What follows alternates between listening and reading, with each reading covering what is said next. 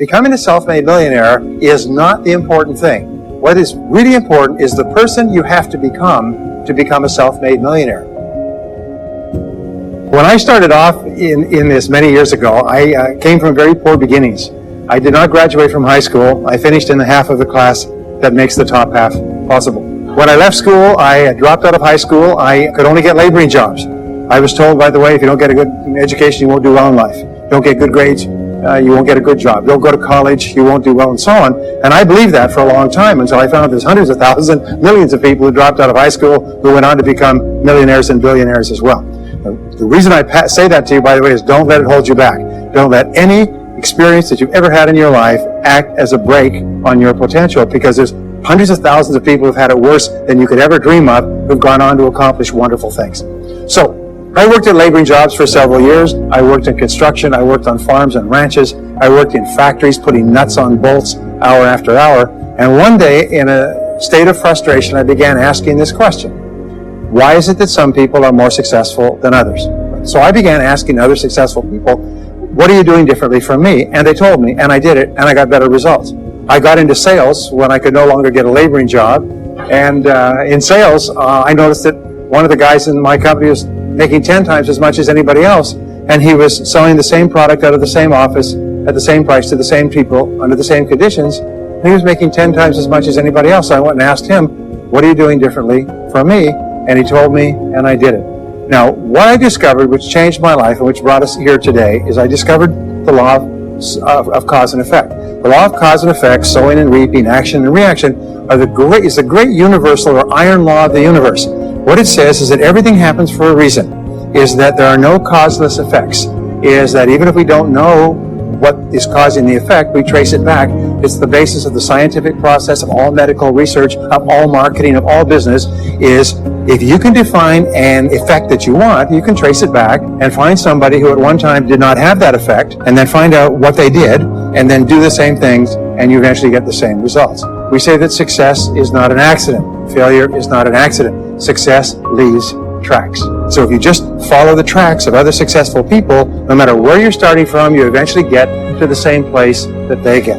This was a shocker for me because, and I learned later in psychology, by the way, that one of the two most important things we need to have to be happy and healthy is a sense of control, a feeling that we are in control of our lives, that things are happening for a reason, and a sense of coherence, a feeling that things fit together. Well, when I realized the law of cause and effect explained everything, I thought, wow. So in sales, I went to the top of my sales force. I read and I learned, attended courses, and especially I applied what I learned. And then when I got into sales management, I again read the books and took the courses and asked for advice. And when I got into real estate and importation and development and manufacturing and distribution and a whole series of businesses over the years, the first thing I did is I asked, how does it work? How do people succeed in this field? And then I buried myself and immersed myself. I spent hours and hours and hours studying, and then I did what the most successful people did. Interesting point. We say that nature is neutral. In other words, nature doesn't care who you are. It doesn't care if you're tall or short or male or female or black or white, educated or uneducated. Nature doesn't care. All that nature cares is that you do what successful people do. It's like making a recipe. Nature doesn't care. You follow a recipe. If you follow the recipe exactly, you get the dish. Nature doesn't care who's doing it. And that's the wonderful thing about our society. It's basically like justice. It's blind, is nature doesn't care. In fact, there are a lot of people who are not as smart and not as talented as you who are doing vastly better than you, not because they're better, but because they're just following proven success methods. Becoming a self-made millionaire is not the important thing. What is really important is the person you have to become a self-made millionaire. You have to become a totally different human being. One of my friends says that in order to achieve something you've never achieved before, you have to become someone you've never been before. And it's a really important insight, is the qualities that you need to develop, qualities on the inside to become a self-made millionaire, are incredible qualities that make you a vastly better person. Not only better in terms of character, determination, discipline, decision-making, strength, and so on, they make you a far better person. They round out your character in a far better way. So that the real payoff of becoming wealthy is not because you can eat more, because how many more meals can you eat, how many more clothes can you wear, because it's the kind of person that you become, and then the kind of people that you associate, the kind of life that you have. If you have these qualities, your success is virtually guaranteed. And if you don't have these qualities, the qualities are learnable. Point number one is that all business or sales skills are learnable. All financial skills are learnable. If you can drive a car, you can learn any skill. If you can drive a car, you can learn the skill. Now, number two is you're probably only one skill away from doubling your income right now. You're probably only one skill away from setting yourself on the road to becoming a self-made millionaire. That turns out to be the case for almost everyone. It's a learnable skill. People say, well, I've never been very good with money. Well, get over it. Fact of the matter is, you can learn what you need to learn to achieve anything that you want to achieve. So, the success secrets of self-made millionaires. Give yourself a score of 1 to 10, and if you are weak on one of these, it can be enough to hold you back. If you're strong on all of these, then there's no limit to what you can accomplish. The first is to dream big dreams. Dream big dreams. Practice what is called back from the future thinking and project forward. Develop a vision of yourself as happy, healthy, wealthy, thin. Practice what top people practice, which is what is called idealization. You project forward several years and that you imagine that your life is perfect in every way. Imagine that you have no limitations. Imagine that you have all the time and all the money and all the friends and all the contacts and all the education and all the experience, and that you could be or have or do anything you want in life. If you could, what would it be? If your life were perfect in 5 years, what would it look like? How much would you be earning? How much would you be worth? What kind of a family life would you have? What kind of health would you have? What kind of car would you be driving? What would your life be like if you could wave a magic wand and make it perfect in every way? Now, what we have found is this is the starting point of great riches, and it's the starting point of great success in life, is for you to have a dream or a vision of a wonderful future. Number two is to do what you love to do. Whenever you find people who are really successful in life, they're people who do what they love to do. They love their work. The great rule for success in life is to find something that you love to do and then find a way to make a living doing it. Now, when you find what you love to do, it'll be something that gives you energy, it motivates you, it enthuses you. It's probably something that you were meant to do from the time you were born. And when you ask self-made millionaires, what sort of work do you do? They'll often say, I've never worked a day in my life. I just do what I like to do. Number three is commit to excellence. Now, this is really, really important, and I had a hard time with this as a young man because I was never good at anything. I was never picked for any team, and if I was picked, I was the first person cut. I got lousy grades in every class. I got fired from multiple jobs. I even got fired from a job pumping gas once. I got fired, I went from job to job, and then I discovered that all people who are successful are excellent at what they do. You know the old question they asked Willie Sutton, the bank robber, why do you rob banks? He said, well, that's where the money is. Well, being in the top 10% is where the money is. So what you have to do is you have to pay any price and make any sacrifice to get into the top 10% in your field. Now, here's the good news. If you're doing what you love to do, you will want to be in the top 10% in your field. If you don't want to be excellent at what you're doing, it means you're in the wrong field. It just means that you're marking time, you're treading water. And there's a lot of people who are in their field and they do their job and they go home at night and don't think about their work and so on. And this kind of an attitude means that you have no future. You have a very shaky present. That crackling sound you hear is the ice breaking under your feet. Okay? And you have no future, because if you're not doing what you love to do and throwing your whole heart into it, you're just marking time. But everybody is designed so that there is something that you love to do that you can do well. And the fact that you love it means that you probably have the ability to excel at it. So make this decision to get into the top 10%. Let me tell you what changed my life. Here I was struggling in my late 20s, and I learned this. It was a breakthrough thought. Is that everybody's in the top 10% started in the bottom 10%. Everybody who's doing well was once doing poorly. Everybody who's at the top of your field today was once not even in your field at all and didn't even know it existed. What that means is that if you're willing to pay the price and work hard and make the sacrifices, you can get into the top 10%. Now, how long does it take? It doesn't take a week or a month. Most people are really impatient. And to achieve mastery in your field takes 5 to 7 years. People say 5 to 7 years. Geez, I'll be 5 to 7 years older before I start enjoying the big rewards. Well, how much older will you be in 5 to 7 years anyway? Now, here's an important point. Are you ready? The time is going to pass anyway. The time is going to pass. 5 to 7 years from now, 5 to 7 years will have passed. The only question is, are you going to be at the top of your field, or are you still going to be down there with the mediocre 80%? And the wonderful thing is this is nobody's better than you, and nobody's smarter than you. If anybody else is at the top of their field, it means that you can be at the top of your field. Just go to them and find out how they got there, because they started at the bottom. Now, It may take longer for some people and less for others, but everybody who puts one foot in front of the other and keeps moving eventually gets it. And that's where all the rewards are.